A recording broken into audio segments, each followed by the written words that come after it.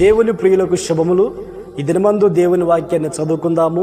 యోవేలు ప్రవచన పుస్తకం 1వ అధ్యాయము 14వ వాక్యములో ఈ దినమందు మనకు అవసరమైన మాటను చదువుకున్నప్పుడు, యెహోవాను బతిమాలుకొనుటకై పెద్దలను దేశములోని జనులందరినీ మీ దేవుడిని యెహోవా మందిరములో సమకూర్చుడి.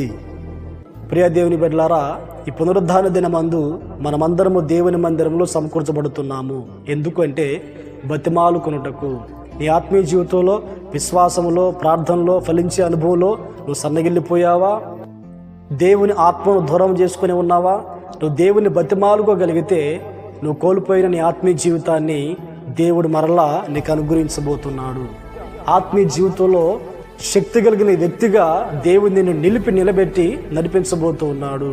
కుటుంబంలో కలవరాలతో, కన్నీళ్లతో, బాధలతో, వేదనతో దేవుని సన్నిధిని ఆశ్రయించి ఉన్నావా?